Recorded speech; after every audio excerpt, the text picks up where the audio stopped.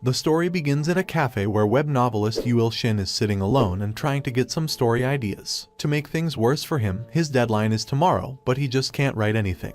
He can't focus on writing, so he picks up his phone to organize some apps, which is a clear indication that he is procrastinating. While organizing apps, he sees an app that he doesn't remember installing. The app's logo is a treasure chest, which makes Shin wonder what this could be about. He then opens the app, and the screen reads Godmaker. Shin thinks maybe this could be a game he installed but never played. After the loading screen, an ant pops up on the screen with a text message of symbols. Only two things one could read in that message were number 1 and God. Shin gets confused and believes it's just another badly coded video game. Having no idea what to do, Shin then taps on that ant. After that, we see Shin in a totally new world, which is nothing like the boring one he was living in. Shin is surrounded by the ants, but the ants are giant and large in numbers. Their bloodthirsty eyes are ready to brutally kill Shin, but he isn't nervous. Shin then lifts his hand and points his index finger, which is now called God's crushing index finger. Suddenly, a lightning strike hits the ants there, and many of them die within a second. A giant ant tries to attack Shin from behind to catch him off guard, but Shin still survives. Ant had the chance, but it blew it, and now Shin uses his middle finger, called God's condemning middle finger, to burn down the ants with blame. Shin causes a massacre using just his finger without getting any injury except a minor cut on his face. He then uses God's healing ring finger to fix it. Shin realizes the job is not done yet because probably the largest of them all is standing in front of him to avenge every one of his kind whom Shin has killed. Shin then uses his power to get a sword made of some kind of magical energy. He then launches his attack on the monster ant and reveals that this is the reason he's on a hiatus. In the real world, things aren't going smoothly for Shin because the fans are upset more than ever due to the hiatus. They are not happy because this is not the first time Shin has gone on hiatus, but they don't know this hiatus is different. The publisher told everyone the author is on hiatus due to personal reasons after he received a message from Shin saying he won't be back before saving the world. This all started one day when gates and dungeons appeared. Many monsters came out via them. They were huge and caused destruction everywhere. It became a tragedy, but for hunters, it was an opportunity. Hunters were the people who awakened the superpowers, and they used their power to hunt down monsters. Hunters were a hope for humanity to survive in the middle of this chaos. All hunters were not equal in terms of power and strength. Hunters were divided from SSS class to G class based on their abilities. The G class hunters are the weakest of them all, and they are not the best bet to save your life against the gigantic monsters. Also, it's very hard to change a hunter's rank in revaluation. Hunters became the need of the world, and a lot of people aspired to become one. We then see a girl who is a B+ hunter, but she wants to do an evaluation test to increase her rank. She is obsessed with becoming a higher ranking hunter as this will be her 10th evaluation, but she hasn't seen any success. When she looks back, there is a guy who was looking at her, and yeah, it's Shin. Here, he looks very nervous and weak and gets scared after seeing the angry look on the girl's face. She is in no good mood and believes Shin is some kind of pervert who has nothing better to do than look at girls. Before her anger could turn into something more aggressive, Shin gets a call, and he runs away. She couldn't understand what just happened, and suddenly the receptionist calls her name, 49, Miss Seong Miri. The receptionist tells her to go to the evaluation room for her test. Later that evening, Miri gets her results, which she nervously checks. Unsurprisingly, her rank doesn't change, she is still a B+, even though this is not the first time she has been rejected.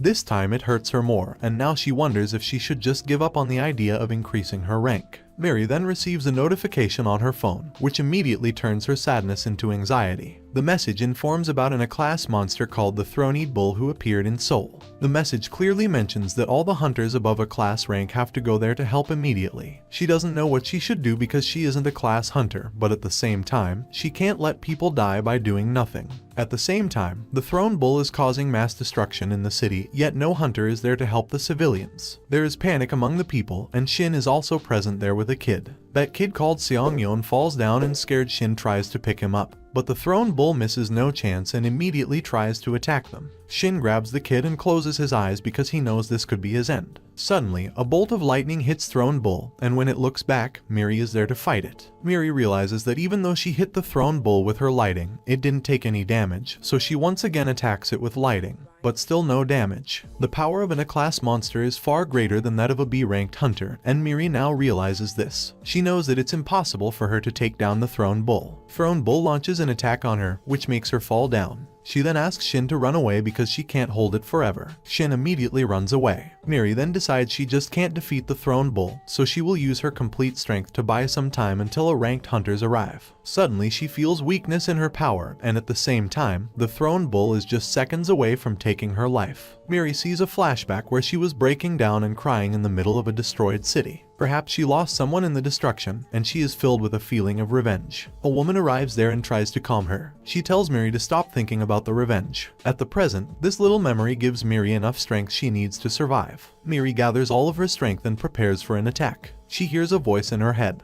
It's like she has lost her senses because of the enormous power she is experiencing at the moment. Miri then hits the Thundered Bull with her Thunderstorm attack. The attack is so powerful that the entire sky gets covered by it. The attack works as it literally destroys half of Throne Bull's body. Everyone just can't believe what happened. A B-ranked hunter defeated and a ranked monster alone. Miri gains enormous popularity in just minutes and gets dubbed the Lighting Empress. Now everyone wants to meet Lighting Empress or get her autograph, but she is still in shock over what she has done, because she never thought that she was capable of defeating a ranked monster. Shin then arrives there and thanks her by calling her name. Miri says it's her pleasure to help the civilians and Shin leaves. This is when Miri gets shocked by the fact that Shin knows her name. She begins to wonder how he can know her name, and then she realizes it was his voice she heard back then in her head. But how can this be possible? Shin goes away, and Miri just stands there in shock because she doesn't know who Shin is. One thing she now knows for a fact is that he at least isn't weak and dumb, as he was pretending to be. He is definitely hiding something. Shin goes to a place alone, and interestingly, that place is popular as one of the places where people commit suicide often. But Shin isn't there for that.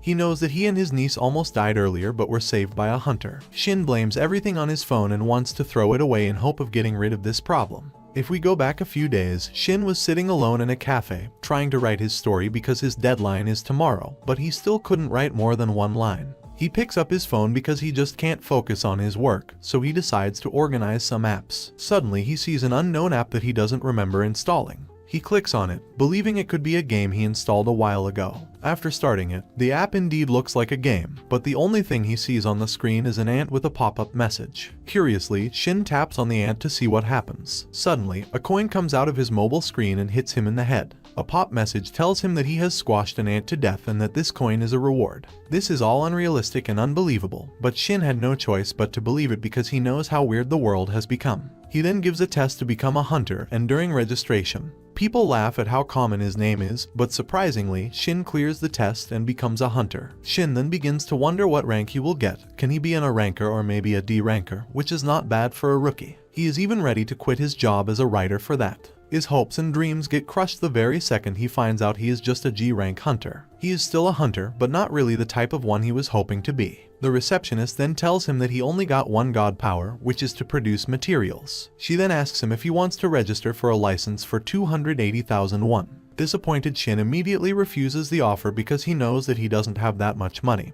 and that the license is useless for him as long as he is a D ranker. Shin now finally accepts his fate, that he can't become a powerful hunter and quit his job. He is just not special like others. Shin then decides to go back and finish his work because otherwise he will lose his job, which he doesn't want to do. After returning home, he opens his laptop and sees only 3 words, "one day suddenly," and that's it. This was all he had written so far. Hopeless, Shin then starts watching TV to distract his mind from the problem for a while. On the news, the reporter speaks about an S-ranked hunter called Baekhyun Hyan who just conquered Darkness Dragon's dungeon. It's an incredible feat to achieve, and everyone is praising him. Shin gets jealous of him because, unlike him, he is an S-ranked hunter. Shin changes the channel and then sees an advertisement about another S-ranked hunter called Seong Mina and her skin protection product. Frustrated, Shin then turns off the TV because he has had enough of high-ranking hunters getting fame and popularity. Having nothing to do rather than finishing his writing work, which he doesn't want to do, he decides to sleep for a bit to clear his mind. His sleep doesn't last long and gets interrupted by a notification. The sound of it just keeps buzzing, and Shin has to wake up to turn it off. He checks and sees that the same game he was playing now shows him a new message that reads, "the number 2. Shin then spends his entire remaining night squashing ants and collecting coins without any other worries. He continues to do this until he passes out to sleep. In the morning, he wakes up and sees that the number of coins is less than what he thought. But then he checks and sees that these coins are worth $100, unlike the other ones. When he checks his phone, he sees an option telling him that now he can open God's store. He sees two options, whether he wants to open it or not, and curiously, Shin taps on the yes button. On the other hand, we see a meeting of powerful politicians and businessmen regarding the Hunter Association. This meeting discusses a hunter who has arrived in Korea and has already opened the hunter shop. Everyone gets excited after hearing this because it's a rare ability that only a few hunters can unlock. They finally welcome the hunters, and we see two S-class hunters. First is Kang-woo, who unlocked the hunger shop. The second is Seong-mina. They both are here to meet someone special and powerful, the president of Korea. Everyone is excited to see the hunter shop, so one of the guys asks Kang-woo to showcase it. Kang-woo then opens the hunter shop. Everyone sees the energy in his hand, but they couldn't see it with their eyes. The organizer reveals that the shop can be seen only by the person who activated it. Seong-mina then uses her power to show everyone the hunter show, and this is the reason she was called here for. Finally, everyone sees the hunter's shop and gets shocked. This is the first time they have ever seen it with their own eyes. They see those items available in the hunter's shop that are believed to be just myths and legends. Everyone realizes how great it is to have the hunter's shop.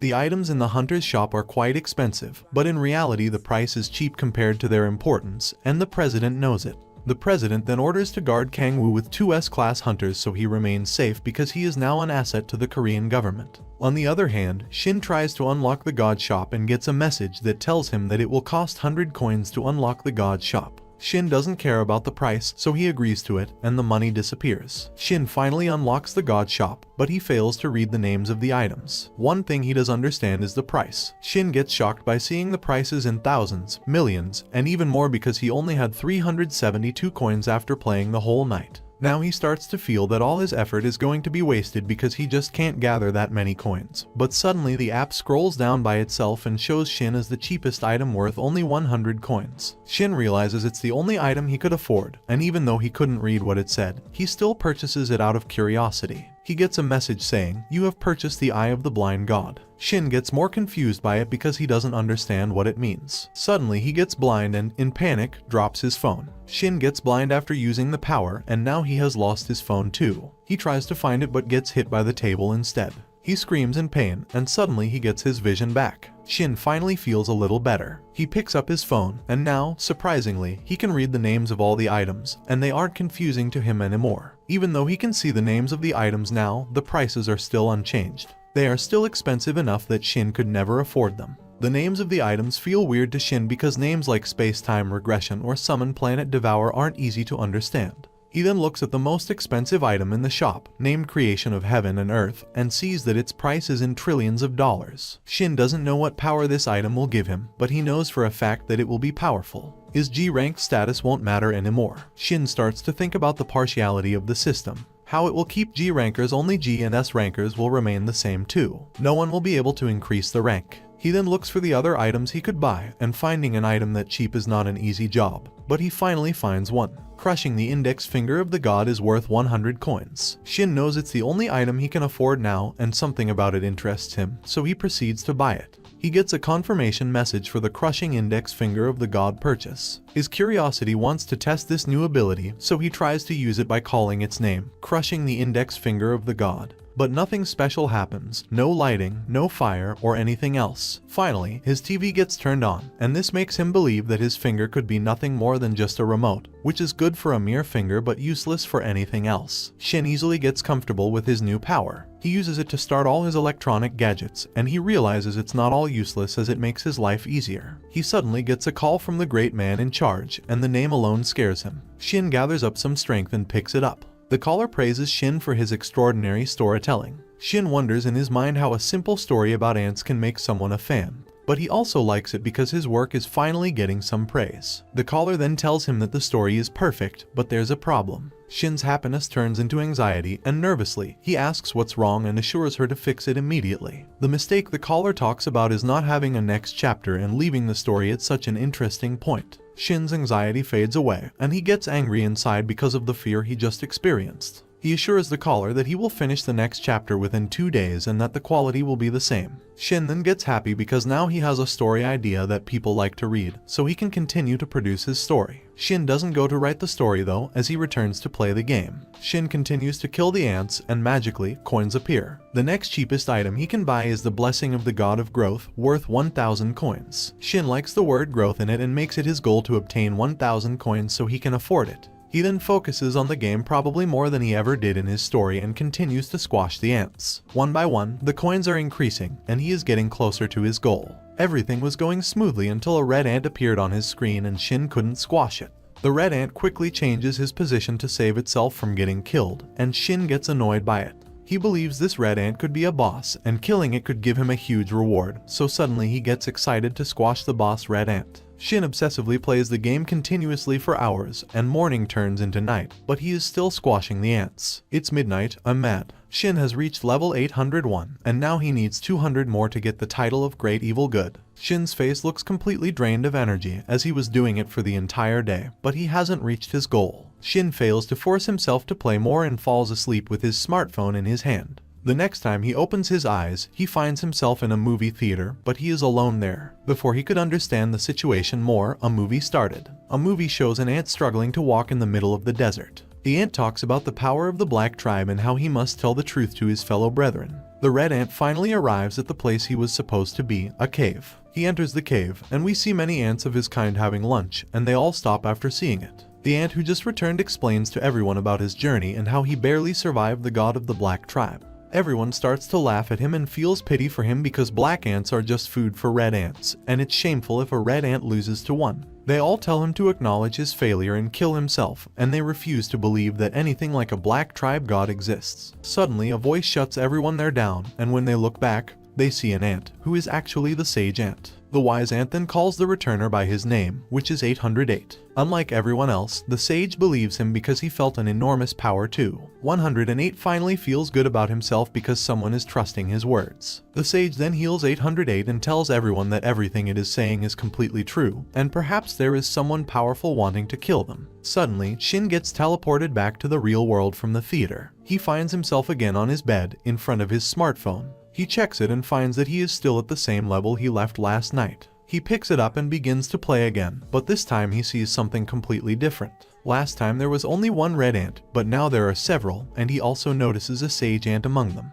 He realizes whatever he saw in the theater was true, and the black tribe's god they were talking about is none other than the Shin himself. Sage then suddenly launches an attack on Shin and successfully hits him in the head and makes a cut. Red Ant doesn't stop there. They launch more and more attacks on Shin because they know this is a battle of a lifetime, and no matter what, they have to defeat the Black Tribe's god to ensure their dominance forever. Suddenly the sky turns red, and they realize that God has finally decided to fight back. The sage warns everyone and orders them to step back, yet the beam hits one of them. Before the sage and other red ants could formulate a strategy to counterattack, the whole sky turns red and indicates the anger of God, and now this is their end. One by one, attacks hit them, and red ants lost their lives one after another. Shin is also angrily pressing the screen because he just can't take any more damage from ants. He overdoses and breaks his smartphone, and when he finally realizes it, the smartphone screen was already damaged, but a good thing also came out of it. Shin finally unlocks the title The Evil Good. Shin then starts to look at all the achievements he has just listed.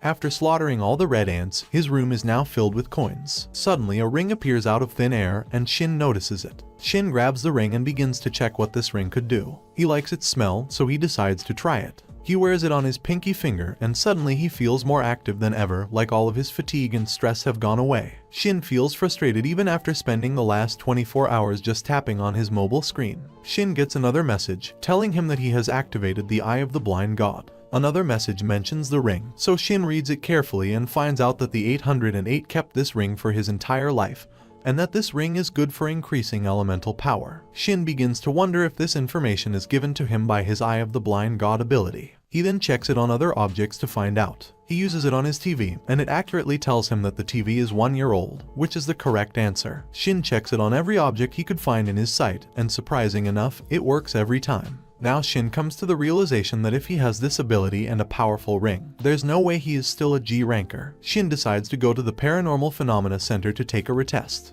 He arrives there, but the receptionist tells him it's nearly impossible for the first test to be wrong. But Shin was confident he could change his rank, so he asked her to register him. The receptionist then tells him that the state only pays for the first test, and now that he's taking a second test, he will have to pay. The amount is more than 1 million, which immediately shocks Shin. He explains the reason behind the high amount is that there are always a lot of people waiting to give a test, and for someone to take it twice, he must pay the necessary amount. Shin then tells her he will take the test later, which annoys the receptionist because she feels that her time is wasted. Disappointed, Shin sits down and begins to wonder what he can do now, but then he realizes he has to write the story too, and the thought inside of him suggests that writing should be his main focus. Shin needs an idea to write, and a place full of different kinds of people can do the job. He activates his ability and begins to analyze people. First, he sees a man named Park, who is in his 30s and suffering from hemorrhoids. Then he sees a pregnant woman, and after that, a 41-year-old man who is suffering from E. coli. Shin finds it interesting that he can find secrets of people with that ease, because no one will ever reveal such secrets about themselves. Shin then looks the other way and sees a sad girl besides a poster. His vision tells him that her name is Seong Miri, and she's 19 years old.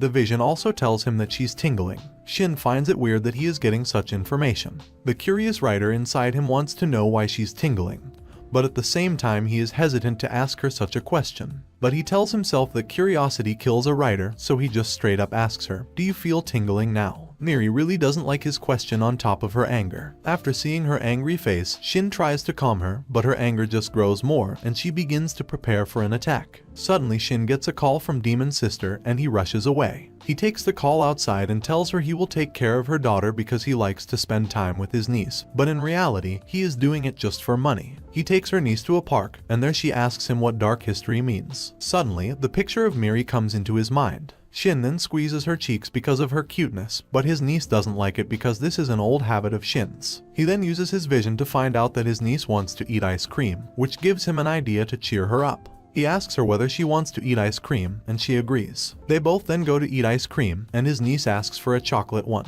Shin checks his pocket to see if he's got enough money for 2 chocolate ice creams. His pocket was filled with small coins, and he realized he couldn't afford 2 ice creams, so he just ordered 1. The seller gets injured because now she has to count the coins. She then scoops less ice cream, at least, that's what Shin believes. He thinks this is an injustice for a 5-year-old kid who will be the future of the country, so he uses his index finger to manipulate the ice cream machine. Later, they both return to the park and sit down. Shin then gets a message on his smartphone. He checks it and sees a message saying cruel slaughter has been activated. Suddenly, the peaceful day turns into something horrific as Shin witnesses the thrown bull coming straight at him to attack. Later, he eventually gets saved by the interference of Miri, and he survived. That night, Shin wonders why that monster attacked him and completely believes Throne Bull was there to kill him. But what could be the reason? When Throne Bull died, he received a message saying, "You have overcome the trial. Cruel slaughter has gone up by 1 rank." Shin finally decides he doesn't want to live such a troublesome life, so he comes to the decision of throwing his smartphone away because, after all, it was the reason for all of this. Before he could throw it, at the last second, he gets a notification. Curious, Shin checks it and sees a message saying stainless god with some symbols. We then see a place with 2 ants guarding it. Suddenly, one of them gets killed by a red giant ant. Meanwhile, someone is praying to the unknown god, and we see a white lady, scared for her life, hoping for a miracle because that's the only way they can get saved. The red ant approaches her, the holy woman. They are here to teach them a lesson for upsetting the empire. Shin on his smartphone sees all these and gets a message asking if he wants to help a small creature who is desperately asking for his help. After seeing her scared face, he realizes he was feeling just the same as the Throne Bull, but someone did help him, so now it could be his turn. The red ants once again remind the holy maiden of the black ant tribe that this is her end and she will be a good tribute to the emperor. Suddenly, the sky turns bright with a light, and when the red ant sees it, it is already too late. The unknown god launches his first attack and kills the red ant instantly. Shin gets multiple coins by killing it. After successfully saving the holy maiden of the black ant tribe, she wants to know the name of the unnamed god. Shin then types his name and gets a new title called Merciful Redeemer. Now he has both good and evil god titles, and not just that, he also gets 100,000 coins as a bonus. Now that he has 108,000 coins, he can buy a lot of things with them. Excited, Shin opens the shop and begins to browse the items. First, he finds the Blessing of the Growing God, which he always wanted, but it's worth only 1,000 coins. He immediately buys it, and magically, a portion comes out of the smartphone. He checks its description, which says that this portion helps in performing at the best possible physical level, and the more you drink it, the better. Shin then tries to drink to see what changes it will bring, but he quickly realizes nothing happened. He gets angry because now he starts to think this drink is a scam, but then once again reads the last of it. The more you drink, the better. Shin then orders multiples of the blessings of growth god and drinks them. After drinking many of them, still nothing happens, but his assimilation rate increases from 0 to 5%. Disappointed, Shin goes to sleep, and when he wakes up, he instantly checks his phone, which has now become a habit. When he checks it, he sees something he hadn't expected. An army of red ants were waiting to kill him. Suddenly, they all started to pop out of the smartphone. This reason is the increase in assimilation that resulted in the battlefield upgrade. All the ants surround his entire room, and Shin just can't think of an idea to deal with them. He could have killed them via his smartphone easily because he was there, but the situation now is different. He tries to run away, but unfortunately, the doors were locked. Ants have already started their attacks in the name of the Great Empire. Shin notices his window and thinks of jumping out because, according to his calculations, he won't die from the 3rd floor. He runs and jumps through it, but it was locked too. Now Shin is stuck and has to deal with the army by himself. He launches his first attack on them and wipes out a good chunk of the army. All the ants see the fierce look on Shin's face, but now they can't back down. They have to kill the unknown monster for the Great Empire and tribute its head to the Emperor. They march toward him to attack. They shoot arrows at him, which makes Shin more upset because he can't think of a plan to defeat them. Suddenly, he notices an insect spray and realizes it could do the job. He quickly grabs it and sprays it at the army of ants. The spray does its job and kills the ants. The red ants believe this is the true power of the unknown god of the black ant tribe. But now they can't save themselves. Shin then gets a message that tells him that he got a new gift from the high-class evil god, Soundless Nightmare. He once again gets the choice of either accepting it or not, and like always Shin, he agrees to it. During the same time, Miri trains to reawaken the same power she used to fight the throne bull. She felt most powerful during the fight, but now she can't reawaken it even after many tries. Suddenly, she feels someone needs her help in the city, who in reality is Shin, because his whole apartment is burning down and he is just there, unable to do anything. He tries to use God's crushing index finger to solve the problem, but it doesn't work and he gives up hope. He begins to lose consciousness as he sees his apartment burning down. Suddenly, someone breaks his wall and he sees Miri there to help him. The next day, he wakes up in a hospital. His whole body is covered, which makes it difficult to identify him. She asks him what the secret code is between them, and he tells her the right answer, which is that mom is a farty, poopy, fat grandmother. The answer is correct, and they both hug, but Shin's sister doesn't like this joke about her appearance. On the other hand, Miri realizes a pattern. Whenever she helps Shin, she somehow reawakens the power she always wants to have, because when she was bringing Shin to the hospital, her power suddenly became stronger than ever, just like when she fought the throne bull. She begins to wonder if something has to do with the Shin or if it is just a coincidence. When she looks back, she sees Shin being angry in his room.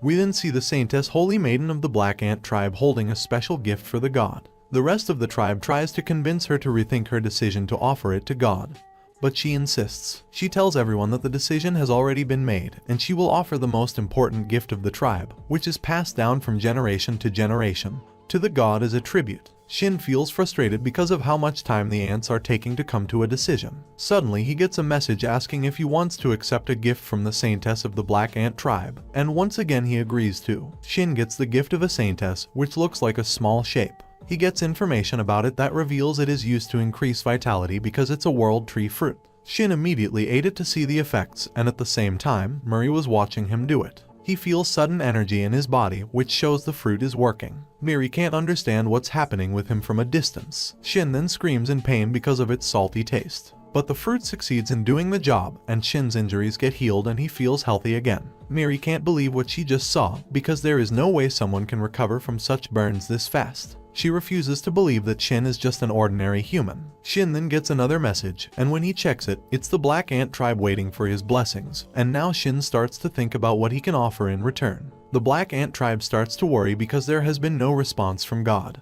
But Saintless Holy Maiden continues to pray because her faith in God is unbreakable. Suddenly, something starts to fall from the sky, and at first, everyone believes it's just the snow, but soon they discover it's not, but something magical they can eat and heal their injuries with. Ants get shocked by this miraculous thing, and now everyone starts to believe in God just like Saintess Holy Maiden. They knows no one can do it other than the god himself, so they thanks their god. In reality, it was just the sugar that Shin dropped upon them, and yet it worked magically because of how important the sugar is for them. Shin gets 101 new followers who have faith in him. Due to this, he also receives 10,100 coins. 100 coins for each faith. Shin too likes his new followers and the fact that he is a god now. Mary continues to stalk Shin because she wants answers to her questions. How can a mere grunt get his hands on such powerful portions that they can heal him instantly? She also wants to know how he knew her name. But the most important thing is if Shin can help her reawaken and surpass her powers. She hates the idea of stalking because she doesn't want her sister to know that she is stalking a guy,